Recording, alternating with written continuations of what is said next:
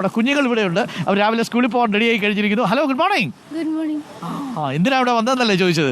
അങ്ങനെ ചോദിക്കുന്നില്ലേ? എന്തിനാണ്? അങ്ങനെ ചോദിക്കണം. മുല്ലപ്പെരിയാർ എന്തോ ചെറിയ പ്രശ്നം ഉണ്ടെന്നൊക്കെ കേട്ടു. എന്താ പ്രശ്നം? പൊട്ടാൻ പോകുന്നു.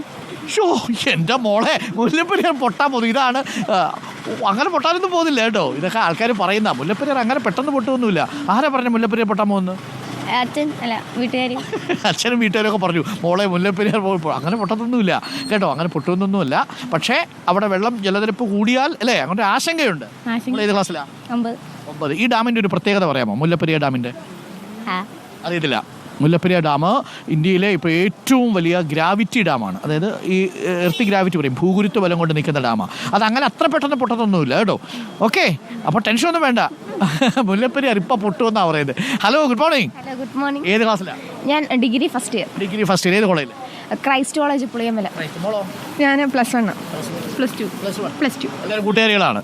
രാവിലെ ഈ സമയത്താണ് പോകുന്നത്. അതെ അതെ. മുല്ലപ്പെരിയാറിനെ കുറിച്ച് എന്താ അഭിപ്രായം? മുല്ലപ്പെരിയാറിന് പ്രത്യേകിച്ചൊന്നുമില്ല. എന്നാലും ഇപ്പം ഭീതിയിലാണ് കഴിയുന്നത്. ഓരോ ദിവസം പോകുമ്പോഴും മഴ പെയ്യുമ്പോഴാണെങ്കിലും പേടിയുണ്ട്. ഉണ്ട്. ആവശ്യമില്ല, പക്ഷേ മുല്ലപ്പെരിയാറിന് പകരം ഒരു പുതിയ ഡാമും കൂടി വേണം അല്ലേ? ഓക്കെ, അപ്പോൾ ബസ് വന്നു പൊക്കോ. അപ്പോൾ നമ്മുടെ മുല്ലപ്പെരിയാറുള്ള കുട്ടികളൊന്ന് ആലോചിച്ച് നോക്കൂ.